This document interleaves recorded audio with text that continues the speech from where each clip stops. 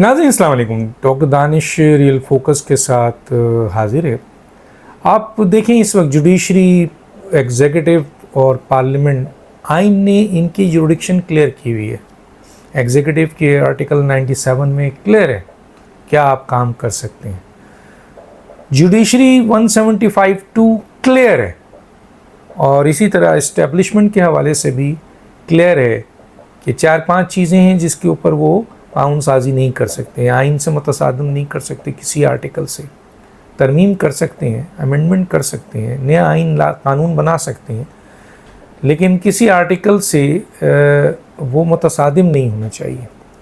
इसी तरह fundamental rights के ख़िलाफ़ नहीं कर सकते, इस्लामिक प्रोविज़न के ख़िलाफ़ नहीं कर सकते, बेसिक स्ट्रक्चर के ख़िलाफ़ नहीं कर सकते और आपका पर्सन स्पेसिफिक नहीं कर सकते।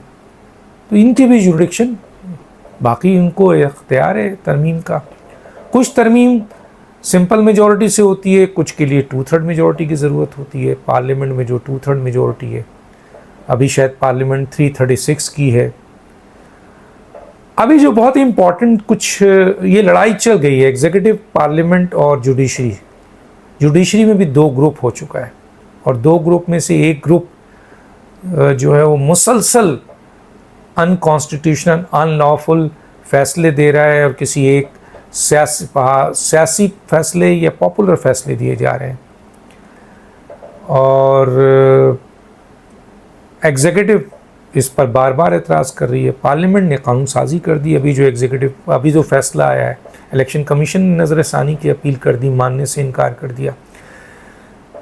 तो हुकूमत और पार्लियामेंट तकरीबन एक ही जैसी चीज़ होती है, क्योंकि पार्लियामेंट के ही लोगों से हुकूमत बनती है। तो ये बेसिकली एक ही शाख पे बैठे हुए लोग हैं। दूसरी शाख पे जुडिशरी है, जो हर सूरत में चाहती है कि उसके फैसले चाहे कानूनी हो, आइनी हो, वो माना जाए। जैसे कि जस्टिस मंसूर अली शाह ने जो स्टेटमेंट दिया है, वो स्टेटमेंट एक अच्छे जज को, जो सुप्रीम कोर्ट का जज हो, उसको देना, माजी के नहीं देना चाहिए।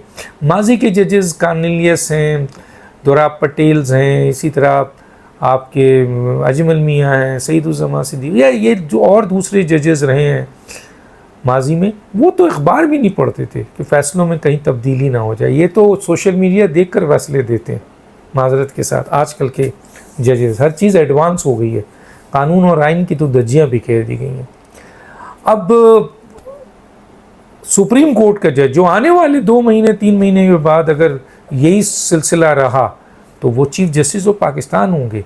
वो बाहर खड़े होकर धमकियां देते हैं, मसलन ऐसी गुफ्तगू करते हैं जो उनको नहीं देना चाहिए। उनका काम, कहते हैं ना कि फ़ैसलों में बोलना है। आप फैसले दें, जो भी दें, कानूनी दें, आइनी दें, उसके ऊपर पार्लियामेंट को समझती है, उसका इख्तियार है, वो आइनी और कानूनी वो तरमीम करे, जैसे किया इलेक्शन एक्ट 2017 में।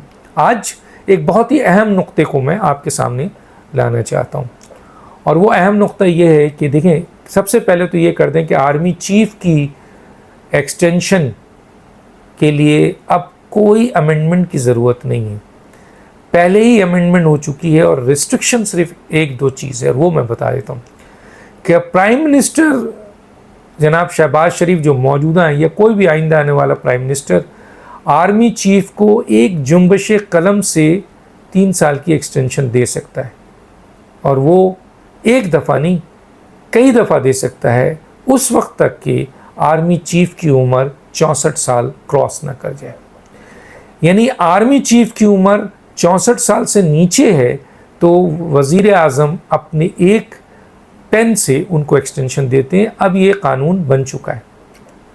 ये आर्मी एक्ट में तब तरमीम हुई थी, ज़ाहिर है, और आइन के आर्टिकल 243 को रिलेट किया गया था। और मौजूदा आर्मी चीफ की जो उम्र है वो 68 है, तो उस लिहाज से 2025 तक जो उनका ये 1 साल बाकी है, 57 ईयर्स बनता है।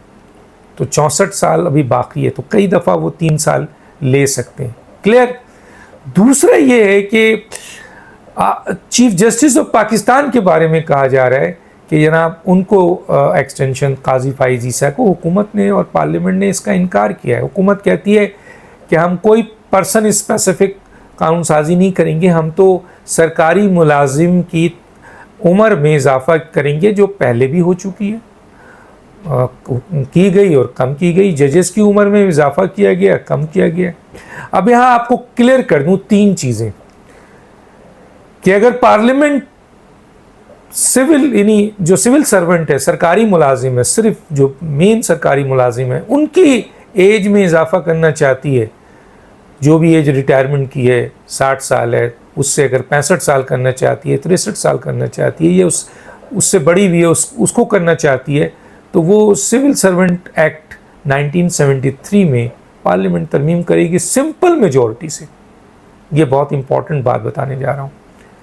اور جو ہائی کورٹ کے ججز اور سپریم کورٹ کے ججز بھی ایک طریقے سے سرکاری ملازم ہوتے ہیں, ان کی اگر ایج میں اضافہ کیا جائے کہ ان دونوں کی ایج آرٹیکل کے ساتھ, آئین کے آرٹیکل کے ساتھ اسٹیبلش ہے.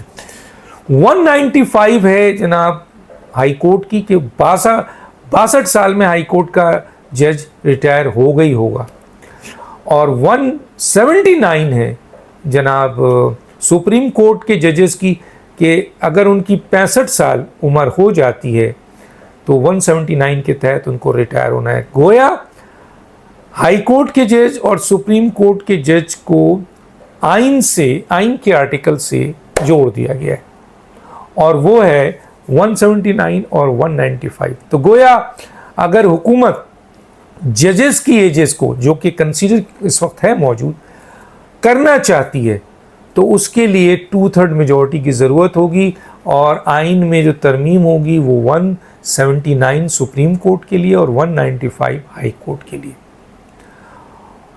لیکن یہ سمپل میجورٹی سے نہیں, 2/3 میجورٹی سے ہوگی, اور یہ پارلیمنٹ کا اختیار ہے.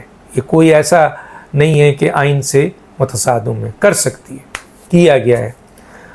اب کیا موجودہ حکومت کے پاس اتنی اسٹرینتھ ہے؟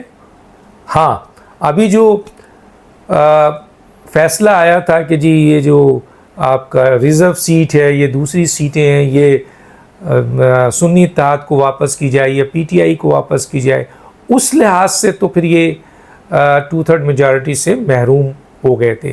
لیکن پارلیمنٹ نے جو الیکشن ایکٹ 2017 میں قانون سازی کی اور یہ بتایا کہ سپریم کورٹ کا یہ آرڈر سنی اتحاد کے لیے نہیں بلکہ پی ٹی آئی کے لیے, اور پی ٹی آئی اس میں اپلیکنٹ ہی نہیں تھی, چنانچہ ان کو یہ سیٹ دینا اور 15 دن کے اندر آزاد امیدواروں کو جنہوں نے جوائن کر لیا ان کو دوبارہ پی ٹی آئی جوائن کرنا, یہ خلاف آئین ہے, ماورائے آئین ہے, آئین کے آرٹیکل 51, 106, 63.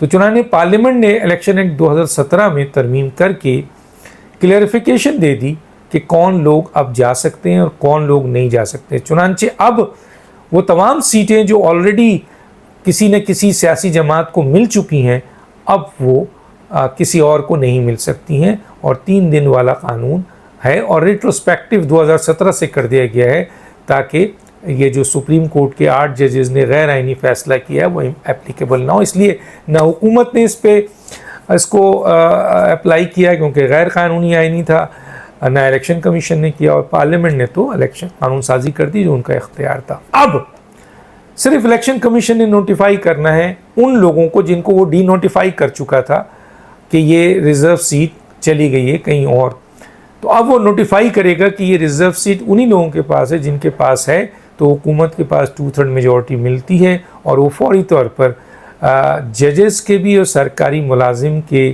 عمروں میں امینڈمنٹ کر سکتے ہیں.